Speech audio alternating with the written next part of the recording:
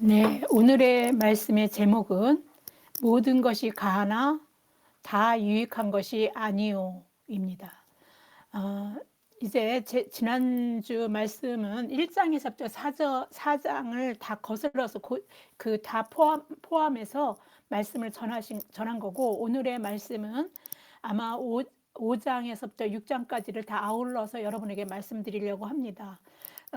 모든 것이 가하나, 어, 우리는 하나님을 믿는 하나님의 자녀들은요, 다 가능합니다. 세상에 제약을 받지 않습니다.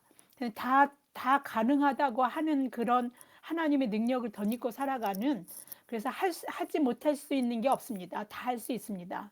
그러나 그 다 할 수 있다고 해서 다 유익한 것이 아닌데, 오늘 이 고린도 교회의 성도들은 그 바울의 이 말을 오해해가지고 모든 것이 가하니까 다 될 수 있는 것처럼 그렇게 하면서 굉장히 교회에 그 문제가 생기고 어려움이 생기게 만들었습니다. 그래서 오늘 이 모든 것이 가하나 다 유익한 것이 아니오라는 말씀을 통해서 어떤 때에 바울이 이런 말씀을 하게 됐는지, 그리고 고린도 교회의 어떤 문제에서 고린도 교회가 이거를 잘못 해석해서 문제가 생기게 됐는지, 우리도 이런 문제에서 잘못 해석하면 벗어날 수 없기 때문에 우리가 오늘의 말씀도 여러분들에게 굉장히 도움이 되고 살아가는데, 말씀으로 살아가는데 유익할 것이라고 그렇게 생각합니다. 우리는 성경에는 고린도 전서, 고린도 후서 이렇게 나누어져 있지만, 고린도 전서 이전에 이미 고린도 교회에 바울이 서신을 보냈던 일이 있습니다. 근데 그 서신은 지금 남아있지 않습니다. 다만 우리가 고린도 전서에 그거를 미루어서 추측할 수 있는 말이 있습니다. 고린도 전서 5장 9절에서 10절에 그 내용이 나와 있습니다. 한번 보겠습니다. 내가 너희에게 쓴 편지에, 그러니까 너희에게 쓴 편지니까 이 고린도 전서를 쓰면서 너희에게 쓴 편지 그랬으니까 이미 편지를 썼다는 얘기죠. 음행하는 자들을 사귀지 말라 하였거니와, 이 말은 이 세상에 음행하는 자들이나 탐하는 자들이나 속여 빼앗는 자들이나 우상 숭배하는 자들을 도무지 사귀지 말라 하는 것이 아니니, 만일 그리하려면 너희가 세상 밖으로 나가야 할 것이라. 네. 지난주 설교에서 우리는 이 말씀을 왜 바울이 이렇게 쓰게 됐는지를 우리가 이해하기 위해서, 우리가 하여튼 고린도전서 전체의 배경을 알아야 바울이 이렇게 말한 말이 왜 그렇게 썼는지를 우리는 이해할 수 있기 때문에, 제가 지난주 바울 시대의 고린도 교회의 그 주변 상황을, 그 배경을 간략하게 설명드렸습니다. 고린도는 아가야의 행정 수도입니다. 그러니까 이게 행정으로 나눠져 있는 그 로마의 어떤 그 로마 제국에 속해 있는 아가야라는 어떤 그 아가야 지방의 행정 수도, 거기에는 누가 있습니까? 그 행정을 맡아서 일하는 총독이 있겠죠. 그래서 총독이 거주하고, 또 그 위치가 지정학적으로 아시아와 유럽을 잇는 가장 빠른 곳이기도 하고, 무역항이 있어갖고 로마 제국에서는 가장 부유하고 큰 상업의 중심지였습니다. 그래서 항구 도시에서 볼 수 있는 여러 가지 그 방탕함과 태폐적인 모습들, 그런 것들이 뭐 고린도 교회도 늘 그런 모습들이 보였고요. 그다음에 항구 도시 그 항구 도시의 모습뿐만 아니라 아프로디테 여신을 숭배하는 그 신전이 거기에 있어가지고, 거기서 일하는 여사제들이 그 성적인 그 문란한 어떤 그런 거를 공공의식처럼 행했기 때문에, 그래서 사람들은 거기를 가서 이게 그 신을 섬기는 의식으로 행하는 거니까 나쁜 거라고, 죄가 아닌 것으로 여겼어요. 그래서 그런 타락해 있는 도시였고, 그런 성격들이 고린도 교회 안에도 그 영향을 미쳐서 성적인 문란함과 그 여러 가지 문제들을 발생하게 합니다. 왜냐하면 사람들 인식이 죄가 아니라고 그걸 죄로 여기지 않았기 때문입니다. 더군다나 모든 것이 가하다라는 바울의 이 말이, 자기네들은 모든 걸 다 할 수 있고 이런 건 나쁜 게 아니야, 이렇게 생각했던 것에 또 한 몫을 했던 것 같습니다. 그러나 바울이 모든 것이 가하다고 그럴 때 그 말만 가지고 하면 안 되고 다 유익한 것이 아니요. 그랬으니까 모든 것을 다 한다고 다 되는 게 아니라는 걸 말해 주는 건데 그 앞에 있는 말만 가지고 자기네들이 따서 이렇게 그 삶을 살았던 것 같습니다. 편한 대로. 그런 번성한 그 상업 중심지였던 고린도에는요, 많은 그런 장사나 돈 버는 것에 그 아주 특화되어져 있는 유대인들이 굉장히 많이 모여들었어요. 그래서 회당들이 있고, 그래서 그런 회당에 가서 바울이 말씀을 전했고, 그렇게 회당 중심으로 가서 말씀을 전하면서 교회들이 생겨나기도 하고, 이렇게 새로운 곳에 갈 때마다 회당이 있는 곳은 항상 바울이 선교해서 가서 회당에 가서 말씀을 전하고 선교를 했거든요. 그리고 그런 유대인들만 많은 게 아니라 다양한 이방인들이 그들이 섬기는 신들도 함께 같이 와서 그곳은 그 사회 구성원이 되었기 때문에 다양한 신들이 그런 있어서 사람들은 뭐 하나님이든 다른 신을 섬기던 그런 것에 대해서 그렇게 뭐 민감하게 여기지 않았어요. 굉장히 너그럽게 여겼고 또 거기에다 한몫 더해서 지혜를 추구하는 철학적인 논쟁들, 소피스트리들이 있어갖고 언변이 아주 좋은 막 이런 사람들을 막 추앙하고 자기를 과시하거나 드러내기 위해서 그래서 바울도 그런 소리를 들었던 것 같아요. 이런 말쟁이라는 말을 들었는데 그런 소피스트들의 어떤 그런 특징들의 하나였거든요. 말을 잘하는.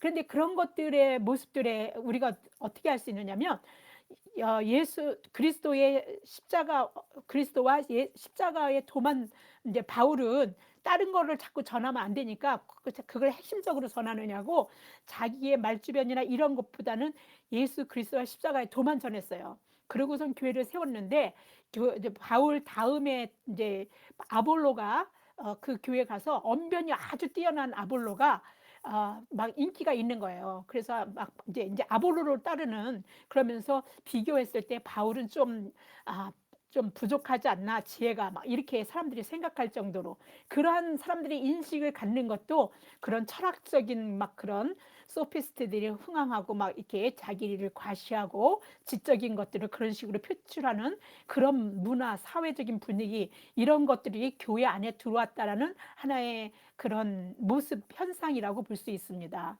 바울은 고린도전서 2전 편지에서 이렇게 말합니다.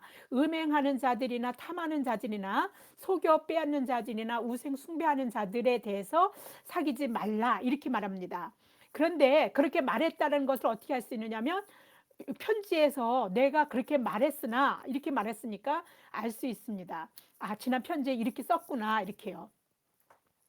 그러니까 왜 그렇게 말했을까? 고린도 교회 안에 이미 이런 자들이 있었기 때문입니다. 음행하는 자, 탐하는 자, 속여 빼앗는 자, 우상 숭배하는 자 이런들이 있다라는 걸 알고 교회 안에 이런 자들을 하고 사귀지 말라. 그러들과 이게 사귀지 말라는 말은 사실은 그 성만찬 성스러운 그 만찬을 하는 일들에 함께 나누지 말라 이런 뜻인데 그러더라고 그렇게 하지 말라라고 아마 지난번 그러니까 이 고린도전서 이전 편지에 해서 보냈는데 그래도 여전히 그 문제가 해결되지 않았어요. 그래서 고린도전서를 써보내게 되는 거죠. 그래서 이게 이런 모습들, 음행하는 거나 탐하는 자들, 속여 빼앗는 자들, 우상 숭배하는 자들, 여러분들 이런 사람들이 여러분들 교회 안에 가면 이런 사람들이 보입니까?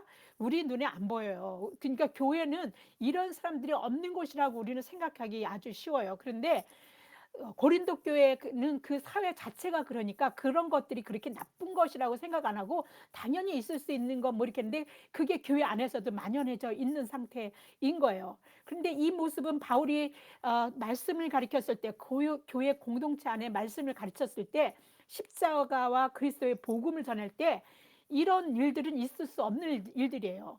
그래서 십자가와 그리스도의 복음을 전해서 그 복음 받아들인 사람들이 할 수 없는 삶의 방식, 그런 방식, 하나님을 믿었다면 할 수 없는 그런 방식들을 하고 있는 것을 보고 개탄한 거죠. 그래서 이런 거를 교회가 근데 그런 사람들이 있어도 용인해 버리는 거예요.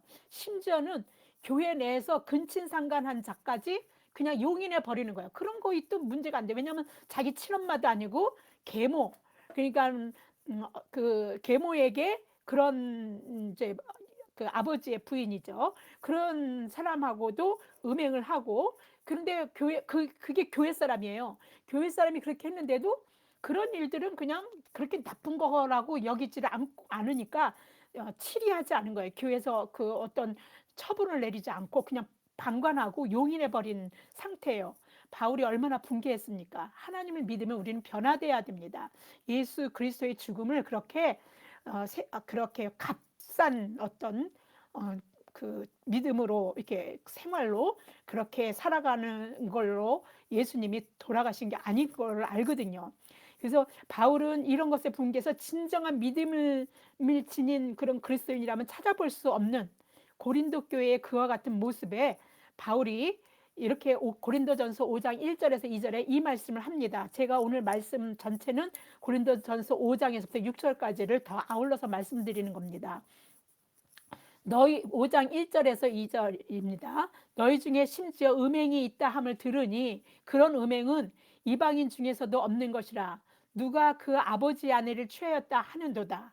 그리하고도 너희가 오히려 교만하여져서 어찌하여 통한이 여기지 아니하고 그 일 행한 자를 너희 중에서 쫓아내지 아니하였느냐. 네, 교회가 치리하지 않았다라고 지금 합니다. 바울이 고린도전서 이전 그 편지에서 그런 사람들하고 사귀지 말라라고 말을 할 때 사실은요, 고린도 교회 교인들은요, 이게 고린도 교회 안에 있는 교인들한테 그런 사람들하고 이제 사귀지 말고 교회가 치리해서 이렇게 조치를 취해라 이렇게 얘기하려고 그 말을 보낸 거예요. 그런데 그게 개선이 안 되고 그걸 세상 사람들을 우리랑 다른 세상 사람들이 적용을 해버리니까 바울이 이 고린도전서 편지 가지고도 안 되니까 고린도전서 이전 편지 갖고 안 되니까 고린도전서를 써보내는 하나의 원인 중에 하나가 된 거죠. 그래서 바울은 고린도 교회 안에 있는 그러한 성도들하고 사귀지 말라는 거지 밖에 있는 사람들하고 사귀지 말라는 말이 아니라고 다시 오늘 그 본문 내용 그 5장에 그렇게 쓰는 겁니다. 그러면서 세상 사람들을 전도해서 구원을 만약에 그렇게 한다면 그 구원길을 완전히 막아버린 거죠. 왜냐면 그런 사람하고 사귀지도 말면은 아예 전도하는 길도 막혀버리니까요. 고린도 교회는 바울의 권면을 교회 밖에다가 적용해서 세상 사람들과 사귀지 말라는 말로 이해하고 적용했습니다. 바울은 고린도전서 5장 11절에서 확실하게 이 사실을 세상 사람들이 아니라 너희들이다라는 것을 짚고 넘어가는 부분이 있습니다. 고린도전서 5장 11절을 보겠습니다. 이제 내가 너희에게 쓴 것은 만일 어떤 형제라도, 여기 어떤 형제라는 거는요, 믿음 안에서 함께 있는 사람들을 부르는 호칭입니다. 세상 사람들에게 형제라는 말을 안 붙여요. 형제라 일컫는 자가, 그러니까 만일 어떤 형제라 일컫는 자가 음행하거나 탐욕을 부리거나 숭배를 하거나 모욕하거나 술 취하거나 속여 빼앗거든 사귀지 말고 그런 자와 함께 먹지 말라, 성장식 같은 거 함께 하지 말라 이렇게 말한 거예요. 그래서 어떤 형제라 일컫는 자가라고 확실하게 짚어준 겁니다.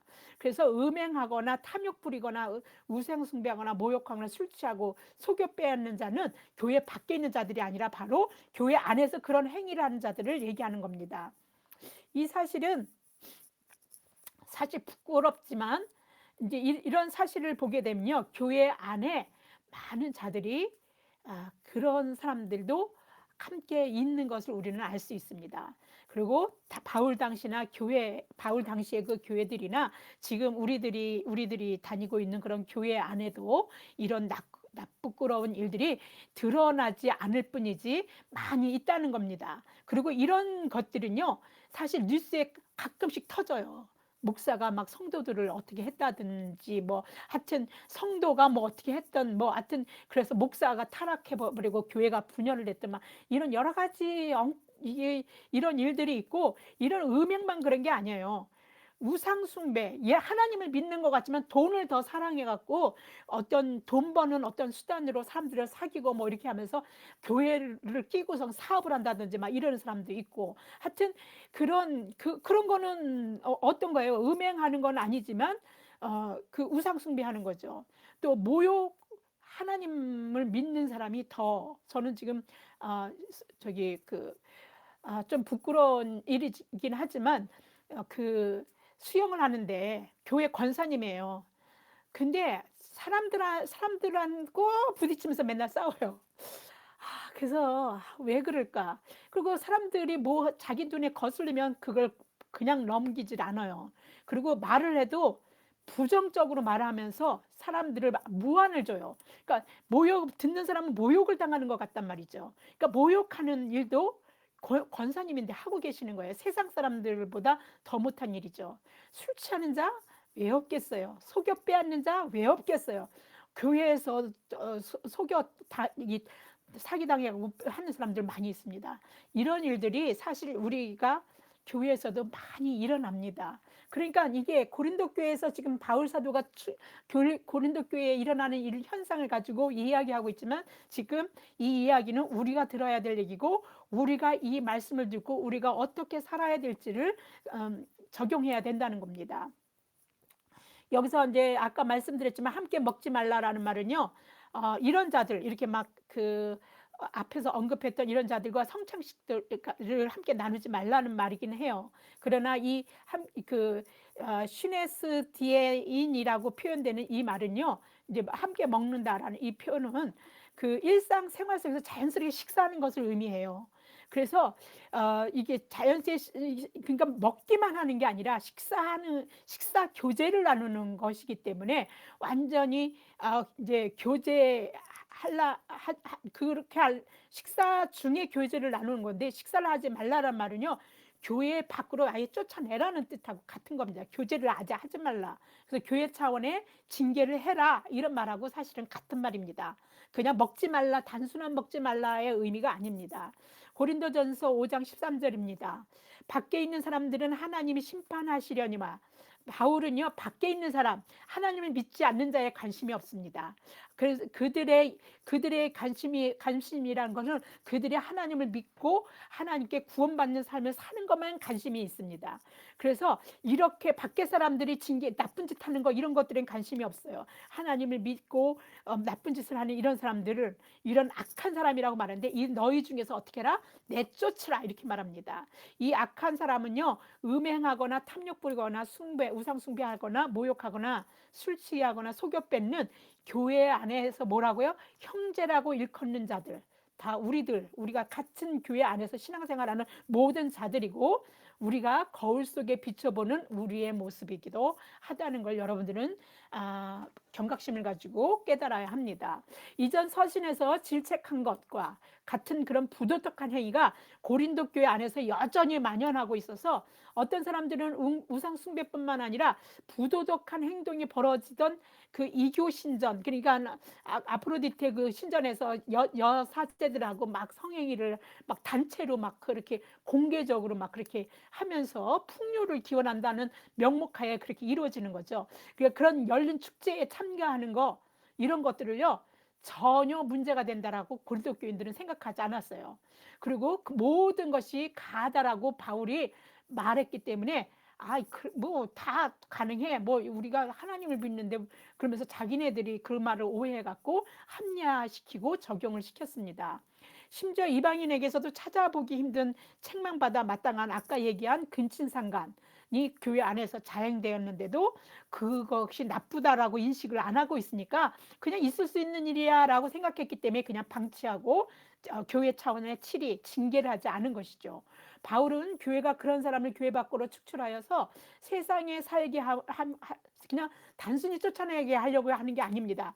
세상 밖에 사탄에게 넘겨주라. 이 말은 넘겨주라고 얘기합니다. 이 말은 무슨 얘기냐면 세상 밖에 살다 보면 하나님에게 자신이 얼마나 잘못한 죄인지를 깨달을 수 있는 기회를 얻고 그 일로 회개해서 영혼이라도 몸은 막 그렇게 해가지고 더럽혔지만 영혼이라도 구원받을 수 있게 그렇게 하여튼 깨달을 수 있는 그렇게 징계를 안 하면 깨닫지도 못하잖아요. 자기가 그게 잘못인지도 모르잖아요. 그러니까 이게 교회에서 밖으로 내쫓으면 이게 잘못된 것이구나 세상 밖으로 나가서 이게 나가서 이제 교인들과 교제 없이 살아가는 이런 일들 하나님의 은혜 밖에서 살아가는 일이 이게 얼마나 그 내가 잘못해서 이런 결과가 나왔구나라고 회개할 수 있는 어떤 그 정도의 기회가 그들에게도 있을 거니까 교회가 축출해내야 된다는 겁니다. 그냥 벌 주는 걸로 끝나려고 바울이 이 말을 한 건 아닙니다. 바울은요, 사람의 영혼의 구원을 위해서라면 징계는 반드시 필요하고 해야 할 때는 반드시 해야 된다는 겁니다. 고린도전서 5장 4절에서 5절입니다. 주 예수의 이름으로 너희가 내 영과 함께 모여서 우리 주 예수의 능력으로 이런 자를 사탄에게 내주었으니 이는 육신은 멸하고 영은 주 예수 날에 구원을 받게 하려 함이라. 네. 목적은요, 내쫓는 것도 목적은요, 그냥 벌 주는 걸로 끝나는 게 아니라 구원받게 하려고 그렇게라도 징계는 교회는 해야 된다는 겁니다. 근데 이 사람이 교회 쫓아내야 될 사람을 뭐 대상도 없이 혼자 그런 건 아니지 않습니까? 계모랑 그런 근친상간의 일을 했는데, 계모에 대해서는 계모를 어떻게 징계를 해라 이런 말은 바울은 하지 않습니다. 그렇다는 얘기는 계모는요, 그리스도인이 아니었을 가능성이 아주 큽니다. 그래서 그리스도인이 아닌 계모에 대해서는 언급하지 않은 거죠. 바울의 관심은 그리스도인들이 올바른 믿음으로 구원의 삶을 잘 살아가서 낙오되지 않고 몸과 육신 전체가 다 영적 영생의 삶을 살아갈 수 있도록 그런 관심뿐이 없습니다. 왜냐하면 그 영생을 주려고 그 예수님이 그렇게 십자가에 달려 돌아가셨기 때문에 그거를 그냥 그 값싼 은혜처럼 여기는 것은 말이 안 되는 거라고 생각했습니다. 그래서 어떻게든지 구원의 삶을 잘 이 세상에서 살아갈 수 있는 것에 그는 그런 것에 관심이 있습니다. 그래서 계모의 치리 이런 건 상관이 없습니다. 오히려 이제 그런 안에서 그런 것 자체를 치게하지 않은 자들을 그 교회가 그 바울은 그런 모습들을 뭐라면 교만하여져서 통한이 여기지 않았다라고 얘기를 합니다. 그래서 바울은 아주 분개를 합니다. 바울 자신은 고린도 교회와 비록 몸은 떨어져 있으나 영으로 함께 가서 그 근친상간한 자, 형제죠. 교회 밖에 있는 사람 말고 자기는 이미 신trans했다 이렇게 말합니다. 이 말이 무슨 말입니까? 자기 영으로 가서 그 자기 영으로 간 게 보여집니까? 그게 아니라 하나님이 영이신 하나님이 우리가 사람은 깨닫지 못해요. 그리고 사람은 몸에 한계가 있어서 제한돼서 고린도 교회 밖에 있으면 고린도 교회까지 가는 그때는 교통수단도 없으니까 막 가서 뭐 야단치거나 뭐 할 수 있는 것도 아닙니다. 며칠이 걸려야 가는 곳이고 그런데 영으로 가서 이미 버렸다. 이 말은 뭐냐면 이미 하나님은 다 알고 계시고 이미 하나님이 그것에 대해서 우리가 눈으로 보여지진 않지만 하나님이 이미 징계를 한 것이다라는 말을 이런 식으로 표현한 것입니다. 인간인 자기가 영으로 봤을 때 그 영의 타락함에 대해서 이미 심판을 내렸다는 얘기는 영이신 하나님은 말할 것도 없는 거죠. 하나님이 이미 그렇게 하신 분이시다라는 것을 그렇게 증거한 겁니다. 그러면서 이렇게 얘기합니다. 적은 그 누룩이 온 덩어리에 퍼지기는 거는 순식간이거든요.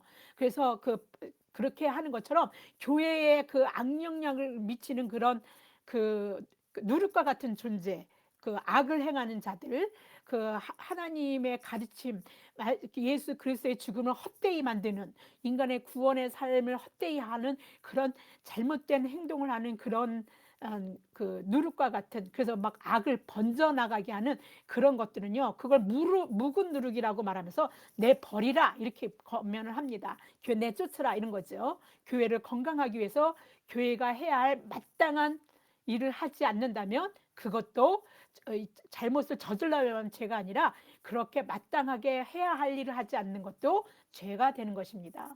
고린도 교회는 성적으로 부도덕한 행동을 바울이 모든 것이 가다라고 한 말 가지고 자기 그 부도덕한 행동을 합리화했어요. 그러나 바울의 이 말은요, 언제 썼던 거냐면 율법에 얽매이지 않는 그리스도의 자유를 표현할 때 쓴 겁니다. 유대인들은요, 유대 그리스도인들이죠. 유대의 율법을 갖다가 아직도 벗어나지 못하고 지켜가면서 또 그리스도의 복음도 듣고 구원받은 자들은요, 율법에서 매여 있었어요. 매일.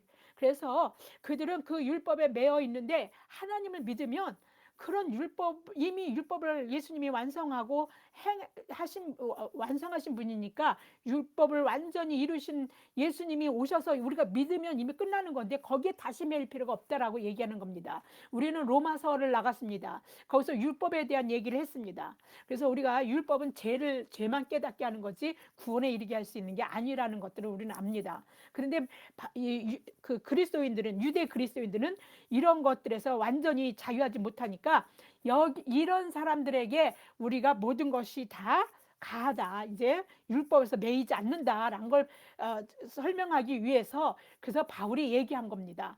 그런데 그걸 자기네들의 방탕한 생활도 다 가하다라는, 예수 그리스도를 믿으면 우리는 다 죄에서 다 이게 구원받기 때문에 다 가하다 이렇게 생각했던 것에 적용을 시킨 것이죠.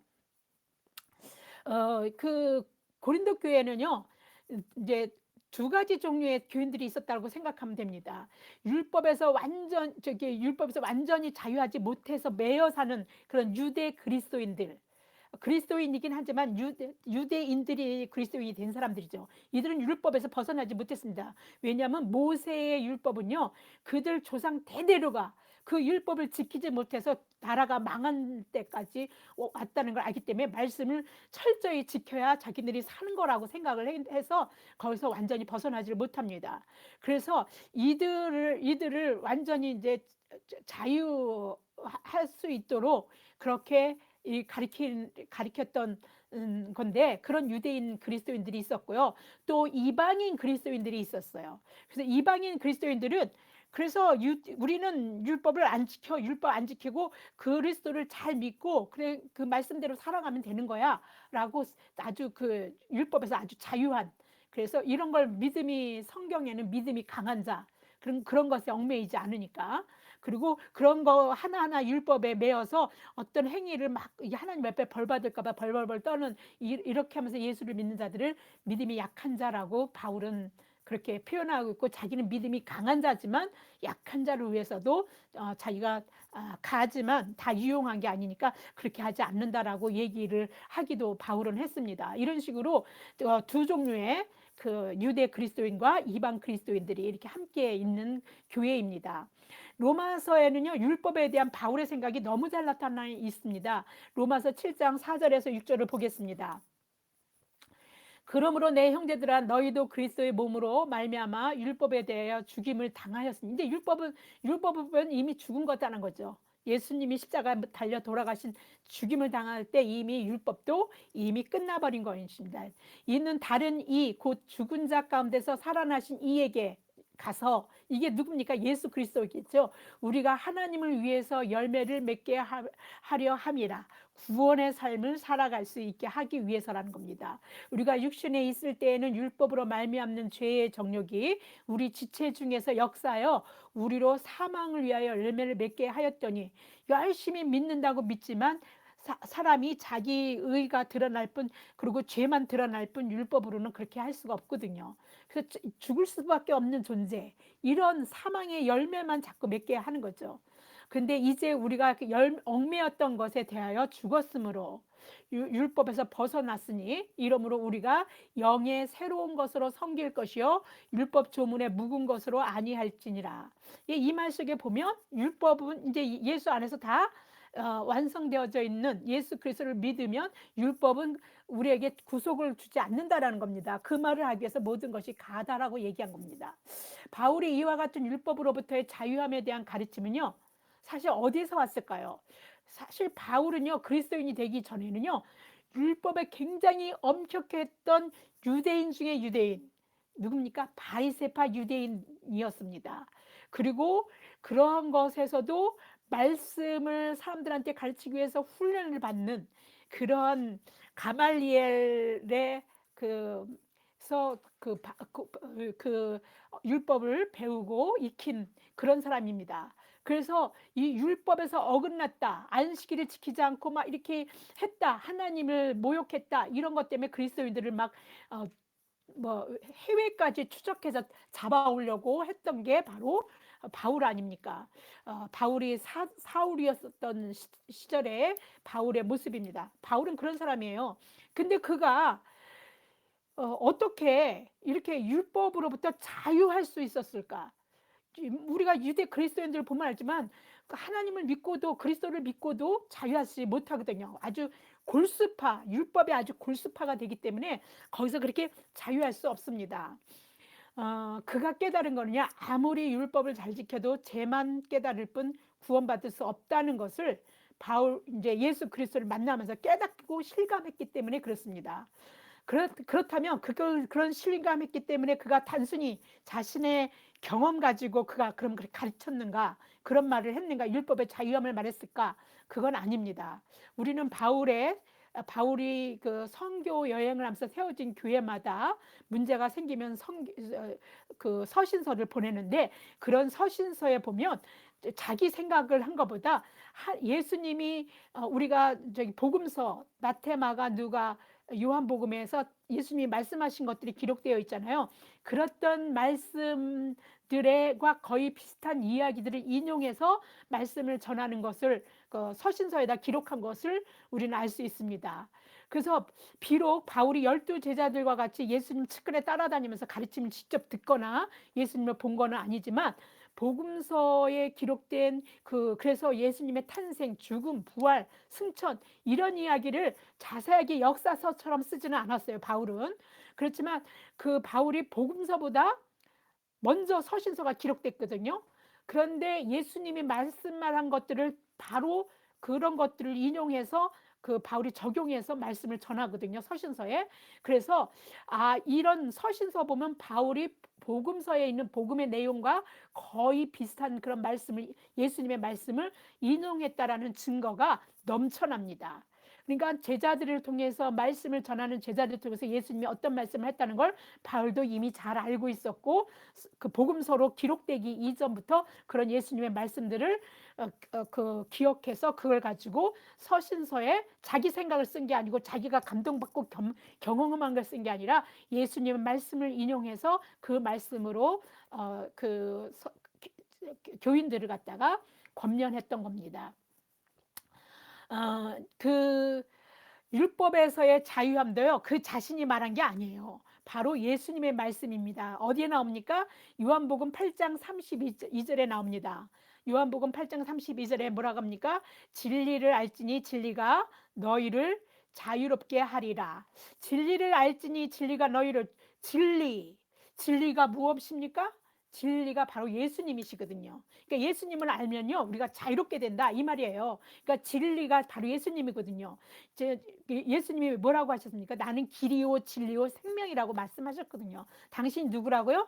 길도 되지만 진리라고 말했어요. 그러니까 진리이신 예수님이 이렇게 자유롭게 된다, 이렇게 얘기했으면 우리는 예수님을 알게 되면 자유롭게 되는 겁니다.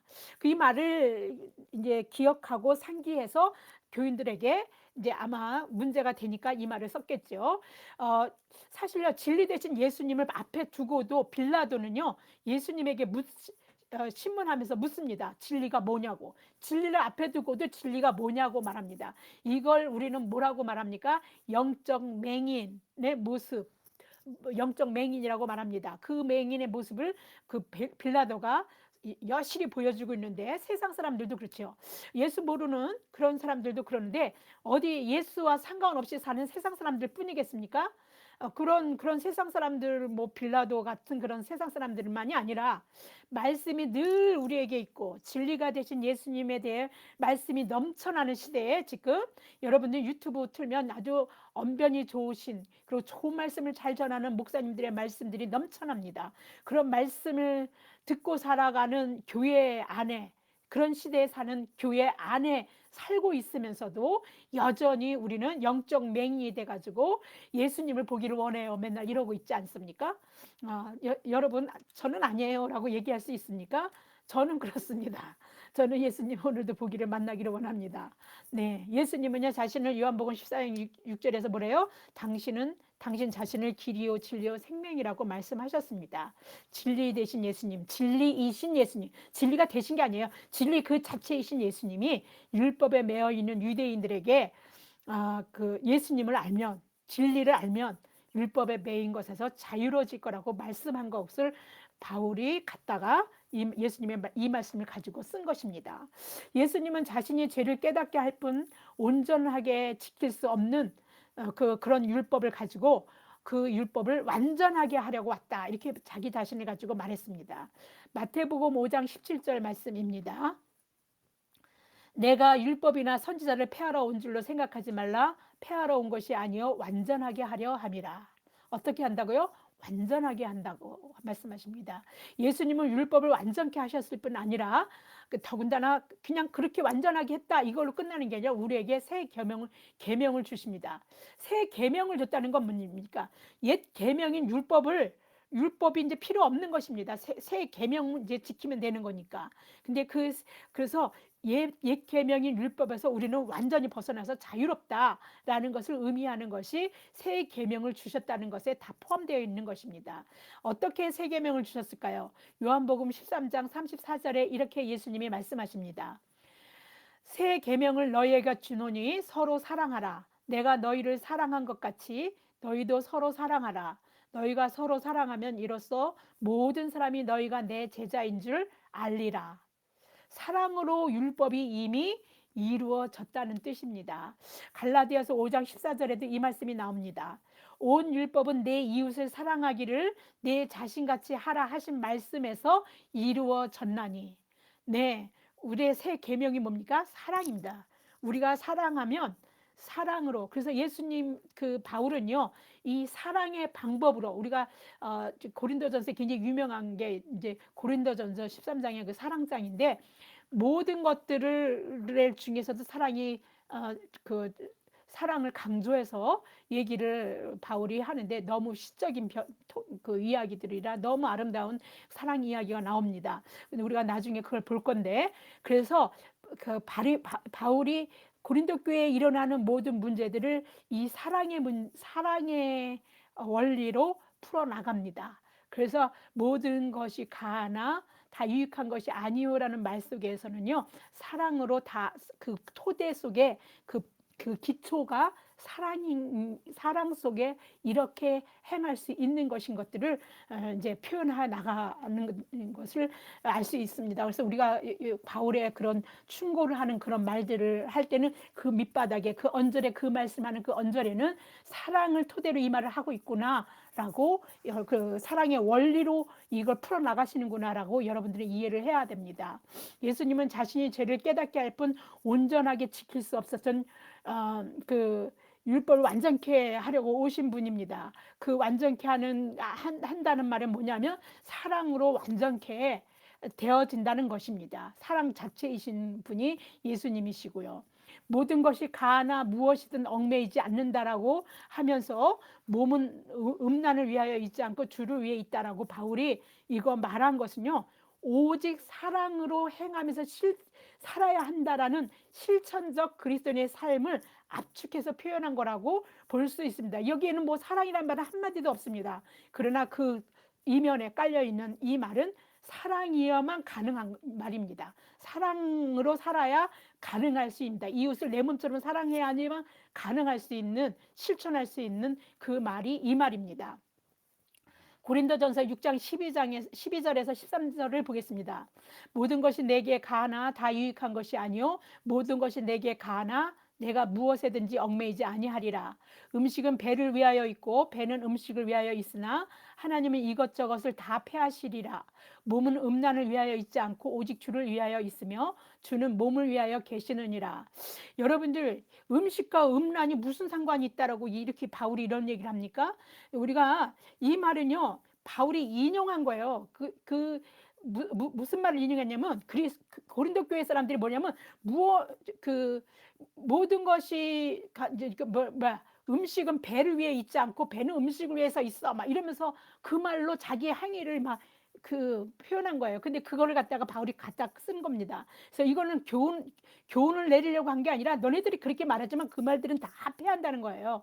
그러면서 이제 이 바울이 왜 이런 말을 하냐면 무엇이든지 밖에 사람에게로 들어가는 것은 능히 사람을 더럽게 하지 못한다라고 예수님이 말씀한 그걸 인용에다가 그 고린도 교인을 가르쳤더니 고린도 교인들이 그 음식, 그러니까 음식에 대해서 그랬는데, 음란도 밖에서 들어가는 것이 뭐 나쁜 게 아니다. 그러니까 뭐 성행위 막 그렇게 하는 거 이런 거 나쁜 거 아니야. 뭐 그 더러운 거 아니야. 막 이렇게 막 적용하니까 이제 이런 음식을 성과 관련해서 적용하니까 그 성적 문란함을 막 정당화하니까 이 얘기를 갖다가 어떻게 합니까? 그러면서 어떻게 해요? 음식은 왜 이게 그 나쁜 게 아니냐면, 음식은 배로 있고, 그래서 배는 음식으로 해서 밖에서 들어가는 건 다 나쁜 거 아니야, 막 이렇게 얘기하니까 그렇게 말한 말을 끄집어내서 바울이 이 말을 한 겁니다. 이렇게 얘기 안 하면 바울이 이런 말도 무슨 교훈처럼 뭐 좋은 말인 걸로 여러분들이 착각할 수 있어서 제가 풀어드리는 겁니다.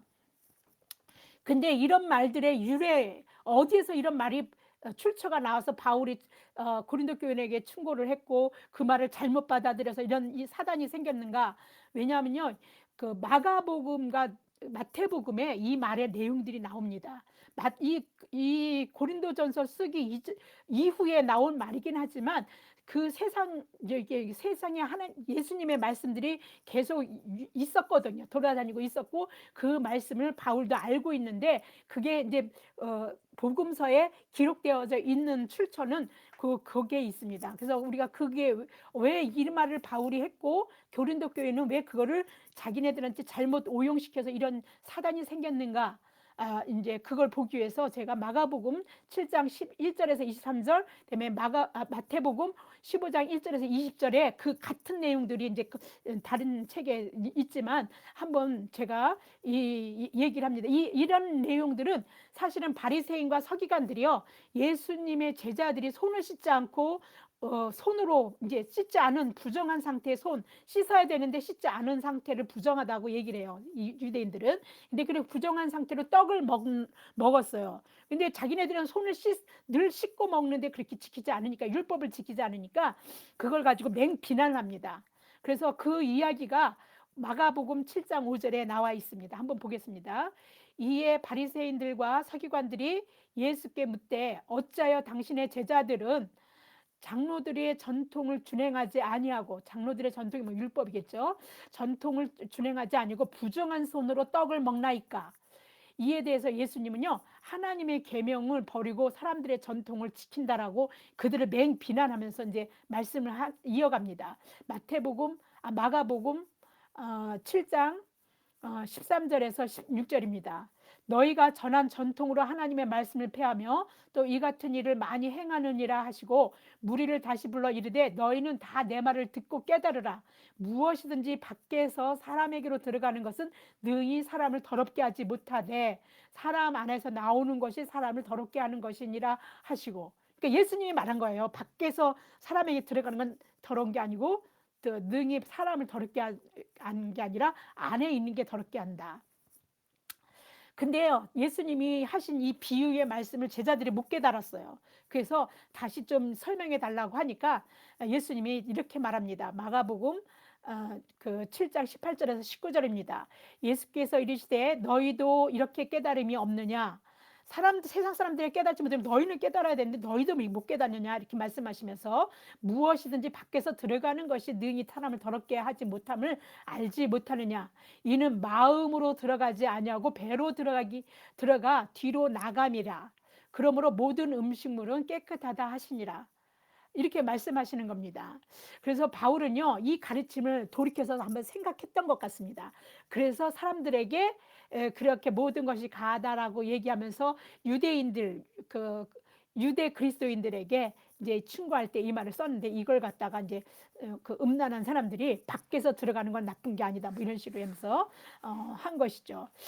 그래서 이런 걸 생각나게 하면서 한 구절이 우리는 로마서에 보면 나옵니다. 로마서 14장 14절에 보면 내가 주 예수 안에서 알고 확신하는 것은 무엇이든지 스스로 속된 것이 없으되 다만 속되게 여기는 그 사람에게 속되니라. 이 말도 바울이 자기 자신의 말이 아니에요. 예수님의 이 말을 기억하면서 돌이켜서 생각해 보면서 예수님 이런 말씀하셨는데 그래서 이렇게 충고해야 되겠다 하고 예수님의 말씀을 가져다 이 말을 충고한 겁니다. 예수님은 사람 속에 나오는 것이 사람을 더럽게 하는 것이라고 얘기했어요. 사람 속에 이제 그러니까 밖에서 들어가는 게 아니라 사람 속에서 나가는 게 더럽다 그랬거든요. 이제 그래서 다시 그거 그러면 뭐 밖에서 들어가는 건 음식물 같은 게 더러운 게 아니고 사람 속에 있는 게 더럽다는데 그게 도대체 뭘까? 우리 마음속에서 나타나는 것들 그를 말씀합니다. 마가복음 7장 21절에서 23절입니다. 속에서 곧 사람의 마음에서 나오는 것은 악한 생각, 곧 음란, 이 악한 생각에 들어가는 것들이 뭐냐면 곧 음란과 도둑질과 살인과 간음과 탐욕과 악독과 속임과 음탕과 질투와 비방과 교만과 우매함이니. 저는 동의할 수 없는 거, 여기 중에 안 걸리는 것들이 있습니까? 다 걸리는 것 같아요. 우매함에 나는 좀 걸리는 것 같아요.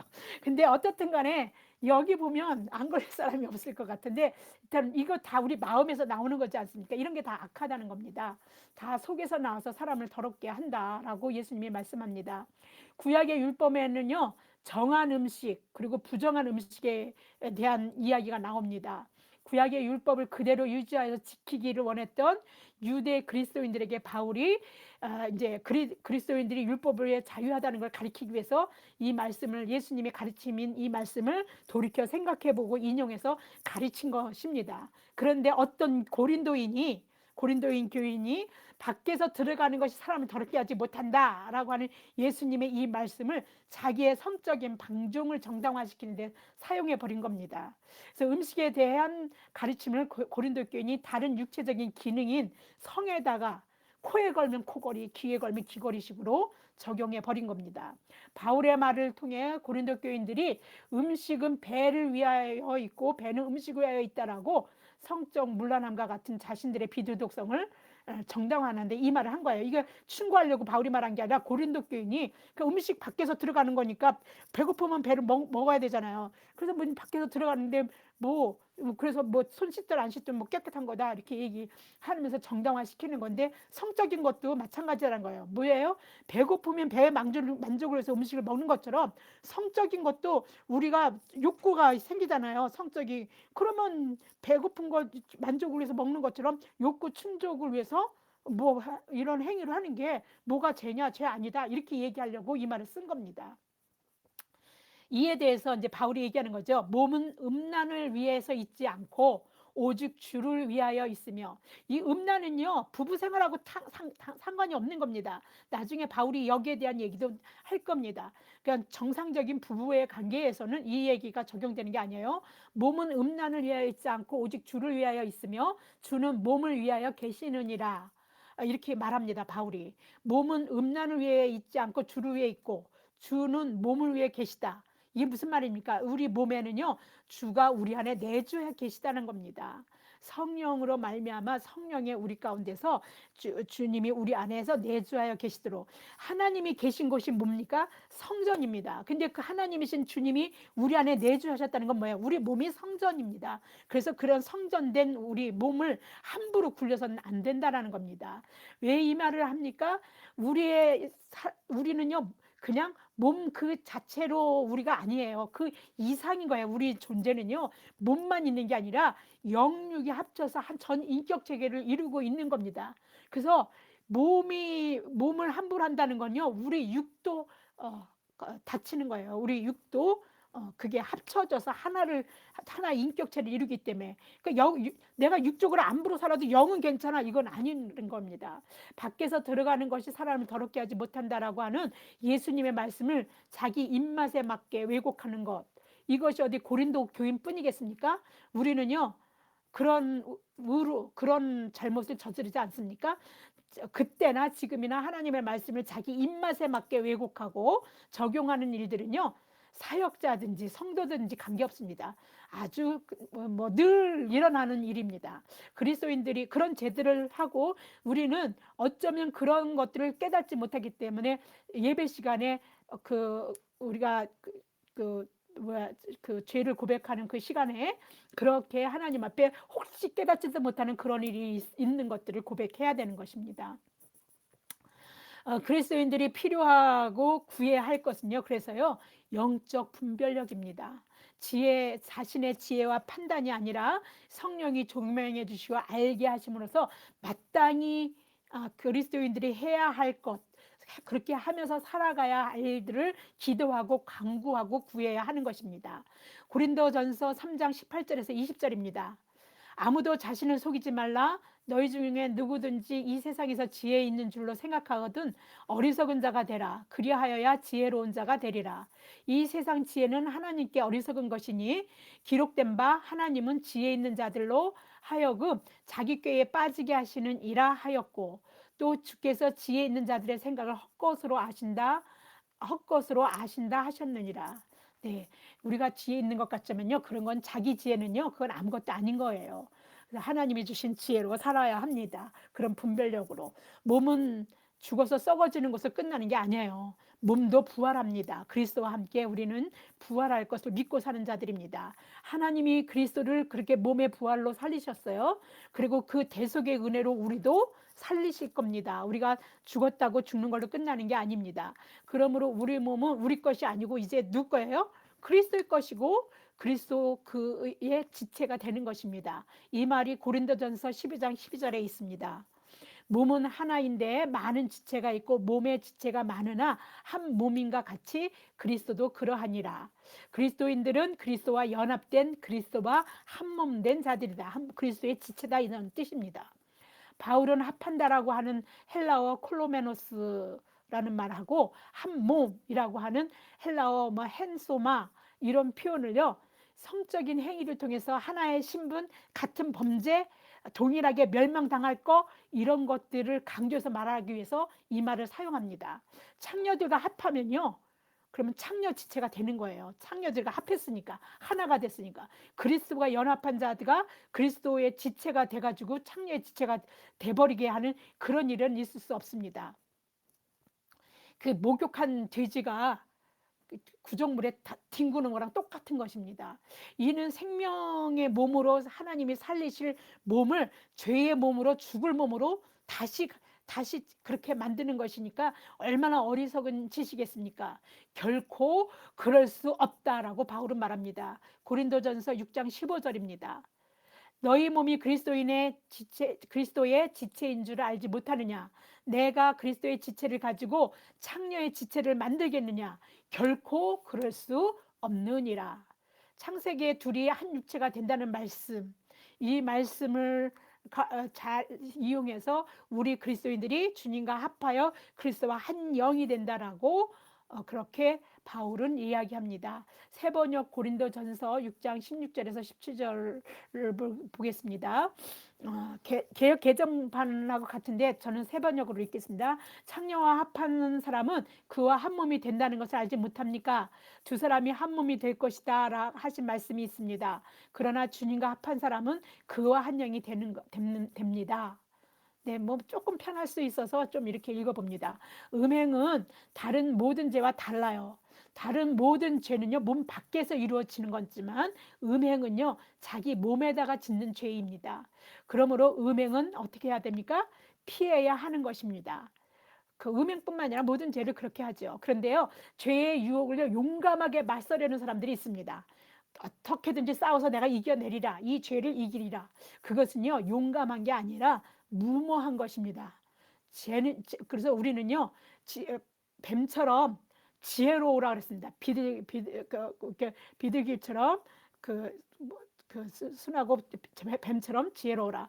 그런데 그 지혜로운 자가 돼야 되는 일입니다. 죄는 피하는 게 상책이에요. 요셉은요, 보디발의 부인의 유혹을 받았습니다. 근데 그 유혹을요, 매번 받을 때마다 피했어요. 근데 그 일로 당장에 그가 불이익을 얻었는데 그게 뭐냐면요, 죄도 짓지 않고 그 유혹을 피했다고, 죄 지을 수 있는 유혹을 피했다고 억울하게 옥살이를 하게 된 겁니다. 하나님의 자녀들에게는요, 세상 살아가는 세상 사람들에게 없는 특권이 있어요. 하나님은 하나님의 자녀들의 억울한 상태로 그대로 이 세상을 살다가 그대로 죽게 하지는 않는다는 것입니다. 억울하게 감옥에 갇힌 그 상태도 하나님은 사용해서 요셉을 애굽의 총리가 되게 하십니다. 그리고 그 민족을 구원시키는 일에 사용하셨어요. 혹은 억울한 일을 당하신 분이 계십니까? 기도할 일이고 은혜 받을 일입니다. 억울하다고 그 복장 치면서 그 끌탕치고 살아갈 일이 아니에요. 구원받을 날이 반드시 이르게 될 겁니다. 하나님의 섭리가요, 은혜로 채우시는 그 선물, 하나님 섭리가 그 선물을 가져다가 당신의 인생 앞에다가 놓고 기다리고 계시는 것입니다. 음행은 죄이고 피해야 하는 것입니다. 음행을 포함한 부도덕한 일뿐만 아니라 교회 안에서 교인들끼리의 문제도 세상 법정으로 가지고 가면 안 됩니다. 그런 손해 보더라도, 그래서 그런 안 가져가게 되면 내가 손해 보더라도 차라리 세상 법정으로 가져가지 않아야 되고 피해야 되는 일입니다. 그 말이 저기 우리 그 5장 6장 그 안에 그 내용 속에 들어가 있습니다. 하나님 자녀에게는 모든 것이 가합니다. 그러나 유익한 것이 아닙니다. 모든 것이 가하다는 전제는요, 사랑이 밑바 깔려 있는 거예요. 사랑의 전자에 하나님에게는요, 모든 것이 가하지만 얽매이지 않는 자유를 그래서 누리는 수 있는 겁니다. 굉장히 어려운 거예요. 그런데 그게 사랑이 배제되면 어려워요. 근데 사랑이 깔려 있으면 이 말이 무슨 말인지 그게 실천하는 자들에게는 어려운 게 아닙니다. 몸은 바로 성령이 거하시는 하나님의 전입니다. 우리의 몸은 주님의 핏값으로 사신 주님의 것이고, 그래서 하나님께서 성령을 통해 거하시는 몸을 거스르는 그러한 부도덕한 어떠한 죄도 지으면 안 되는 것입니다. 우리의 구원은 단지 영혼만이 아니라 몸과 함께라는 것을 우리는 믿음으로 고백하고 믿는 자들입니다. 그래서 우리는 영혼이 다 함께 합당하게 살면서 하나님께 영광을 돌리는 그런 합당한 삶을 살아야 하는 것입니다. 로마서 12장 1절을 보겠습니다. 그러므로 형제들아, 내가 하나님의 모든 자비하심으로 너희를 권하노니 너희 몸을 하나님이 기뻐하시는 거룩한 산 제물로 드리라. 이는 너희가 드릴 영적 예배니라. 네, 기도하겠습니다. 참 좋으신 하나님 아버지 감사합니다. 하나님 자녀에게는 모든 것이 가합니다. 그리고 모든 것이 가하지만 유익하지 않다라고 지혜도 주셨습니다. 모든 것이 가하지만 얽매이지 않는 자유도 주님이 은혜로 주셨습니다. 우리가 모든 것이 가하지만 이 모든 것을 가하게 할 수 있는 것은 우리 삶이 사랑에 근거해서 살아갈 때입니다. 그렇게 살아갈 수 있도록 도와주시옵소서. 이 세상이 사는 동안 매일매일의 삶이 주님의 핏값으로 사신 우리의 몸과 영혼이 하나님이 기뻐 받으시는 산 제물이 되도록 성령님 우리 안에서 내주하시고 우리 안에 충만케 하여 주셔서 우리를 주장하시고 우리를 우리의 삶을 이끌어가 주시고 인도하여 주시옵소서. 이 모든 말씀 우리 주 예수 그리스도 이름 받들어 감사하며 기도드립니다. 아멘.